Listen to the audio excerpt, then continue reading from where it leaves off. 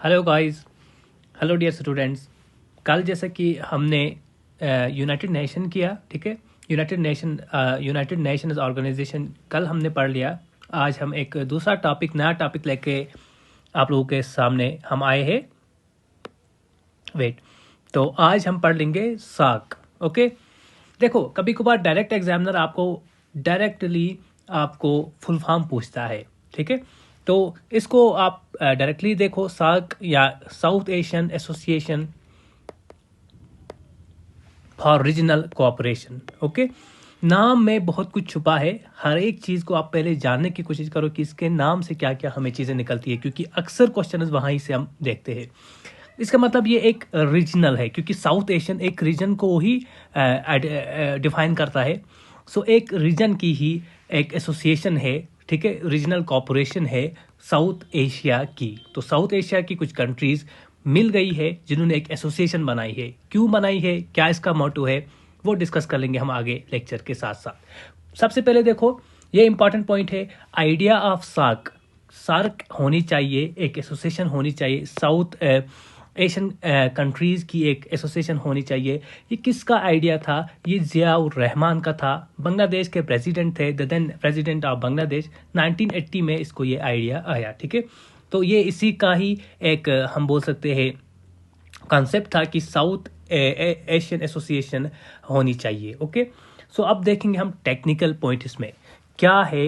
ये हमारी south association, Asian association जो है, ये एक रीजनल इंटर गवर्नमेंटल ऑर्गेनाइजेशन है। जैसे कि कल हमने यूएन में देखा कि वो एक इंटर गवर्नमेंटल ऑर्गेनाइजेशन थी, क्योंकि उसमें इंटरनेशनल की ही ऑर्गेनाइजेशन जो थी, इंटरनेशनल गवर्नमेंट की आपस में इंटर गवर्नमेंटल ऑर्गेनाइजेशन थी। लेकिन यहाँ पे आपको रीजनल मिलेगा, क्योंकि ये पर्टिकुलर रीजन का है, ये इंटरनेशनल लेवल का नहीं है। सो पर्टिकुलर रीजन की ही एक आपस में कुछ गवर्नमेंट की ऑर्गेनाइजेशन है। किस रीजन का है? South Asian countries. I hope ये क्लियर हुआ होगा।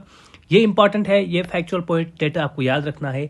इस्टेब्लिश हुआ 1985 में 8 दिसंबर। कहाँ पे इस्टेब्लिश हुआ? ढाका, बांग्लादेश। सो आपको याद रखना है, ढाका में 8 दिसंबर 1985 में इस्टेब्लिश हुआ सार्क। ओके, तो हेड क्वार्टर्स की बात कर लूंगा। ये इंपॉर्टेंट पॉइंट है, यहाँ पे देखो, ढाका में तो इस्टेब्लिश हुआ, लेकिन हेड क्वार्टर काठमांडू, नेपाल में है। ओके, पहले अगर जो फाउंडिंग मेंबर्स की बात कर लेंगे, 7 कंट्रीज थी। ओके, ओरिजिनली 7 कंट्रीज थी जिन्होंने साउथ एशियन एसोसिएशन बनाई थी फॉर रीजनल कोऑपरेशन। ओके, लेकिन उसके बाद अफगानिस्तान भी फिर ऐड हुआ 2007 के आसपास। अफगानिस्तान भी ऐड हुआ इसमें। इसका एक निमोनिक मैंने यहाँ पे ड्रा किया है। ओके, वो लास्ट में आपको बता दूंगा किस तरह से आप याद करोगे। पहले आप कंट्रीज के नाम देखो, इंडिया, मालदीव्स, नेपाल, पाकिस्तान, श्रीलंका, बांग्लादेश, भूटान, अफगानिस्तान। और अफगानिस्तान ये याद रखो आप, 2007 under the president of Hamid Karzai. ये उतना इंपॉर्टेंट नहीं है, लेकिन ये इंपॉर्टेंट है कि अफगानिस्तान पहले फाउंडिंग मेंबर ऑफ सार्क नहीं था, ये बाद में 2007 में ऐड हुआ है। ओके, अब देखो याद कैसे रखोगे। आपको सिंपली याद रखना है पिना, PINA। ओके, MBBS तो सबको याद रहेगा। और ये जो है, ये सब कंट्रीज जो है हमारे साउथ एशियन कंट्रीज के नाम है। सारे नहीं है, बल्कि जो इसमें सार्क में है। ओके, तो देखो, अगर आप इंडियन, यहाँ पे मैंने दिखाया भी है आपको, मैप के जरिए भी समझाने की कोशिश किया है। P फॉर पाकिस्तान, इंडिया की नाइबरिंग कंट्रीज, ऐसे तो इंडिया डिनोट हो ही जाएगा, ठीक है। N से नेपाल है, A से अफगानिस्तान है, M से मालदीव्स, B से बांग्लादेश, B से भूटान और S से श्रीलंका। ये एक निमोनिक से आप याद कर सकते हो। तो आप यहाँ पे एक मैप के जरिए भी इस चीज़ को देख सकते हो। पाकिस्तान, अफगानिस्तान, चाइना नहीं है, ये बात याद रखना। कभी कभार पूछा जाएगा एग्जाम में, सार्क के मेंबर्स कौन कौन से हैं, उसमें याद रखो चाइना नहीं है हमारा मेंबर। या तो आप वैसे याद रख सकते हो कौन कौन सी कंट्रीज है। अगर वैसे याद नहीं रखोगे तो इंपॉर्टेंटली आप चाइना और म्यांमार को रूल आउट कर सकते हो, क्योंकि ये 2 मेन वो कंट्रीज है जो साउथ एशियन एसोसिएशन के हिस्सा नहीं है। ओके, अब देखो क्या क्या कारकर्दगी की इस सार्क ने। अब तो उतना यूज़फुल ये एसोसिएशन रहा नहीं है, क्योंकि बीच में कुछ तसल्स है, वो आगे जाके हम देख लेंगे क्या क्या चैलेंजेस आए सार्क को, क्यों ये अब फंक्शन नहीं कर रहा है उस हिसाब से। ओके, इन्होंने जो सार्क ने एक सैटेलाइट लॉन्च किया लेकिन ये भी इंडिया का ही इसरो के थ्रू ही लॉन्च किया एक सैटेलाइट 2017 में। Okay, first secretary general of the SAARC, ठीक है, सेक्रेटरी जनरल कौन रहा है पहले सार्क का? इट इज़ उबुल हसन बांग्लादेश का। ये क्वेश्चन आ सकता है, डायरेक्टली पूछा जा सकता है। ओके, अभी का जो current secretary general of the SAARC, okay, ये है गुलाम सरवर। एग्जाम से पहले एक बार फिर से चेक कर लेना, ये चेंज हो सकता है, करंट चेंज कभी भी हो सकता है। ओके, अब देखो फर्स्ट समिट कहाँ पे हुई भाई? ढाका में हुई। 7-8 दिसंबर को फर्स्ट समिट हुई सार्क की। 18th समिट जो है ये लास्ट समिट हुई, इसलिए मैंने फर्स्ट और 18th लिखा है।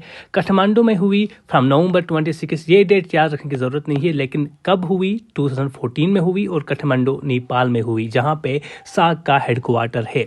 अब देखो 19th भी 2014 के बाद कोई भी जो सार्क समिट है वो नहीं हुई है, कोई भी समिट नहीं हुई है। क्यों नहीं हुई? क्योंकि 19th जो सार्क है वो एक हर्डल बन गया। ये जो सार्क समिट थी ये पाकिस्तान में होने वाली थी, लेकिन ये कैंसिल हुई क्योंकि इंडिया पाकिस्तान के रिलेशन कुछ अच्छे नहीं थे, उसकी वजह से ये जो समिट है वो कैंसिल हुई। ओके, सो आपको याद रखना है कि लास्ट जो सार्क समिट हुई है वो काठमांडू में हुई है, 18th सार्क जो समिट है। ओके,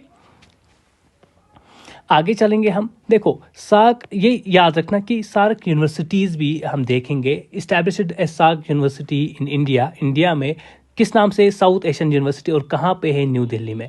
ये याद रखो, न्यू दिल्ली में सार्क यूनिवर्सिटी है, किस नाम से? साउथ एशियन यूनिवर्सिटी है। तो ये इंपॉर्टेंट है। ओके, और and also an energy reserve in Pakistan. Okay, अब देखो सार्क यानी कि एनर्जी रिजर्व भी है सार्क का, कहाँ पे है? पाकिस्तान में। अब इसके ऑब्जेक्टिव्स, क्या मोटिव था इसका, क्यों बनाया गया था सार्क को? सिंपली ये 7-8 ऑब्जेक्टिव्स में आपको की पॉइंट्स याद रखने। पहले वेलफेयर को प्रमोट करना। ओके, किनके? People of the south Asia, क्योंकि ये साउथ एशिया इसी रीजन की ही एक ऑर्गेनाइजेशन है। Improve their quality life. Okay, उसके बाद एक्सेलरेट कर लेना इकोनॉमिक ग्रोथ। देखो यहाँ पे आप प्रमोट वेलफेयर याद करो, इसके बाद एक्सेलरेट इकोनॉमिक ग्रोथ याद रखो। Okay, promote and strengthen collective self reliance, ताकि ये जो रीजन है सेल्फ रिलायंट बन जाए among the countries of the south Asia, खुद अपनी पैदावार करे, सेल्फ रिलायंट बने। ओके, इसके लिए सार्क बनाया गया था। Contribute mutual trust, understanding and appreciation of one another's problem. तो मिल बैठ के ये जो 8 नेशंस है ये अपने आप में एक म्यूचुअल ट्रस्ट कर लेंगे डेवलप, अंडरस्टैंड कर लेंगे एक दूसरे की प्रॉब्लम्स को। ओके, उसका समाधान भी, उसका सोल्यूशन भी निकालेंगे। क्या ये सब कुछ सच में सार्क करता है? अभी के लिए तो इसका जवाब नो होगा। ओके, उसके बाद प्रमोट, 5th पॉइंट देखेंगे, promote active collaboration and mutual assistance in the economic, चाहे इकोनॉमिक फील्ड होगा, social, cultural, technical and scientific fields. Okay, strengthen cooperation with other developing countries, क्योंकि ये खुद एक डेवलपिंग कंट्रीज का ग्रुप है, ये भी कोऑपरेशन स्ट्रेंथन करेगी with other developing countries. Okay, 7th point is strengthen cooperation among themselves in the international form, important है, on matters of the common interest. And last पे अगर देखोगे आप, cooperative with international and regional organization with similar aims and purpose. ये simple सी objective से आप याद रख सकते हो, लेकिन यह याद रखो आप प्रिंसिपल आर्गन्स, जैसे कि कल हमने यूएन के प्रिंसिपल आर्गन्स देखे, जैसे जनरल असेंबली होती है, सिक्योरिटी काउंसिल होता है, okay, international court of justice, तो वैसे ही सार्क के भी प्रिंसिपल 2-3 आर्गन्स है, उन पे हम थोड़ा बहुत डिस्कस कर लेंगे। क्या पता क्वेश्चन यहाँ से भी आ सकता है। वैसे ज़्यादा इंपॉर्टेंट जो चांस है, मोस्ट चांस है कि ऊपर से ही, जब अभी तक जो हमने पढ़ा उसमें क्वेश्चन निकल सकता है।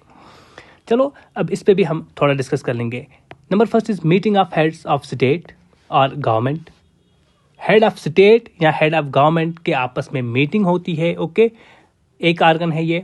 Standing committee of the foreign secretaries, foreign secretaries हर एक गवर्नमेंट के, हर एक मुल्क के फॉरेन सेक्रेटरीज की एक स्टैंडिंग कमेटी होती है और सेक्रेटेरिएट होता है। देखो meeting of head of the state की बात कर लेंगे। Meeting of head of the state, जैसे कि हेड ऑफ द स्टेट यहाँ पे इंडिया में अगर बात कर लेंगे प्रेसिडेंट होता है। ओके, या हेड ऑफ गवर्नमेंट, ठीक है, head of government prime minister होता है। So meetings are held at the summit level, summit level पे मीटिंग्स होती है, usually on annual basis. Standing Committee of Foreign Secretaries. Committee provides overall monitoring. इस इन foreign secretaries की standing committee का मतलब क्या है, क्यों बनाया गया है? Committee provides overall monitoring and coordination, determines priorities है, mobilises resources and approves the projects and the financing. Okay, फिलहाल आप याद रखो meetings of states, standing committee of foreign secretaries और सेक्रेटेरिएट. इसमें इंपॉर्टेंट है, सेक्रेटेरिएट में कुछ चीज़ें इंपॉर्टेंट है जो यहाँ पे डिस्कस करनी होगी. SAARC secretariat was established in Kathmandu, जहाँ पे हेडक्वार्टर है. ओके, 16 जैन 1987. ओके, तो ये इंपॉर्टेंट पॉइंट था. और सेक्रेटेरिएट कंप्राइजेस, इसमें it comprises of secretary general, current secretary general जो हमने देखा, ओके, गुलाम सरवर, और 7 डायरेक्टर. ये क्वेश्चन आ सकता है, यहाँ से ये क्वेश्चन बन सकता है कि सेक्रेटेरिएट में क्या क्या कंपोजिशन होती है. सबसे पहले सेक्रेटेरिएट में भाई एक हेड करता है सेक्रेटरी जनरल, उसके बाद उसके साथ होते हैं 7 directors and the general service staff. Okay, secretary general appoint होता है council of ministers on the principal of rotation for a non renewable tenure of the 3 years. Okay, अब सिग्निफिकेंस ऑफ द सार्क, ये आप अगर पढ़ लेंगे यहाँ से भी आप नोट डाउन कर सकते हो, लेकिन मैं आपको इंपॉर्टेंट पॉइंट बताऊंगा कि सिग्निफिकेंस, क्या सिग्निफिकेंस रही है सार्क की. सार्क कंट्री जो है ये सिनर्जाइज करता है एक्शंस एज दे हैव काम, क्योंकि इनका साउथ एशिया में आप देखोगे कॉमन ट्रेडिशन है, कल्चर है, ड्रेस है, फूड है, कल्चर है, ठीक है, पॉलिटिकल एस्पेक्ट्स है. और क्या होता है, SAARC nations have problems and the solutions to the problems in common such as poverty, यानी कि सेम जो है इनकी सिचुएशन ऑलमोस्ट सेम है, सभी डेवलपिंग कंट्रीज है. तो इसीलिए ये ग्रुप बनाया गया था कि इसको किस तरह से हम ओवरकम करेंगे, इन ड्रॉबैक्स को, इन प्रॉब्लम्स को किस तरह से, इन चैलेंजेस को किस तरह से हम ओवरकम कर लेंगे. इंटरनल कॉन्फ्लिक्ट्स थे, इंडस्ट्रियल एंड टेक्नोलॉजिकल बहुत सारी चीज़ें हैं, ठीक है, आपस में बहुत सारी चीज़ें मेल मिलाप खा रही थी साउथ एशियन कंट्रीज़ में. तो इसलिए सार्क ग्रुप को इन बनाया था ताकि इससे किस तरह से हम ओवरकम करें. तो क्या इम्पॉर्टेंस रही है सार्क की फॉर इंडिया? देखो, इंडिया में हमेशा एक SAARC is a game changer for India's Act East policy. It links South Asian economies with the southern east, okay, South East Asia, which will further boost the economic integration and the prosperity to India. Okay, next is that primacy to the country's immediate neighbors, क्योंकि हमने देखा India के ही immediate neighbors जो है वो इस group का हिस्सा बन गए हैं. Nations of the SAARC help in the creation of mutual trust and peace within the region and thus promoting the stability. ठीक है, तो इसमें भी इंडिया का बेनिफिट होगा जब स्टेबिलिटी होगी, क्योंकि इसमें अक्सर हम देखते हैं इंडिया पाकिस्तान में या हाँ इंडिया पाकिस्तान में आपस में जो टसल रहता है वो दोनों इस ग्रुप का हिस्सा थे. अगर चाहते तो म्यूचुअल अंडरस्टैंडिंग के साथ ये टसल ख़त्म हो सकता था. सार्क कैन एंगेज नेपाल है, भूटान है, जो इसकी है, ठीक है ना, Sri Lanka in economic corporation and development processes to counter the China. China का एक OBOR इनिशिएटिव है, उसको काउंटर करने के लिए ये भी एक इकोनॉमिक इनिशिएटिव है, ठीक है. तो श्रीलंका को नेपाल, भूटान, मालदीव्स को इस्तेमाल कर सकता है, एंगेज कर सकता है. Okay, SAARC offers a platform for India. क्योंकि देखो हिंदुस्तान की यहाँ पे एक इमेज रहती है बिग ब्रदर एटीट्यूड. ओके, क्योंकि जाहिर सी बात है हिंदुस्तान की पॉपुलेशन, हिंदुस्तान का इकोनॉमिक अगर हम प्रोग्रेस देखेंगे इन सार्क कंट्रीज़ में सबसे ऊपर रहता है, किंग की तरह रहता है हिंदुस्तान. तो एक ऐसा एटीट्यूड इंडिया को मिलता है. Okay, examination point of view से उतना इंपॉर्टेंट नहीं है लेकिन पढ़ना था. ओके, अब देखेंगे हम चैलेंजेस विद द सार्क. क्या क्या चैलेंजेस रही है सार्क के साथ. पहले ही मैंने बता दिया, relation between India and Pakistan escalated tensions and the conflicts. इसकी वजह से बहुत क्या हुआ, जो हमने देखा 19 समिट भी नहीं हुई जो पाकिस्तान में होने वाली थी. ओके, तो इसके बुरे असरात पड़े सार्क पे. उसके बाद जो frequency of the SAARC meetings अब कम हुई, यानी कि बार बार मीटिंग्स नहीं होने लगी सार्क की. इसकी वजह से भी बहुत चैलेंजेस है सार्क के ऊपर. ओके,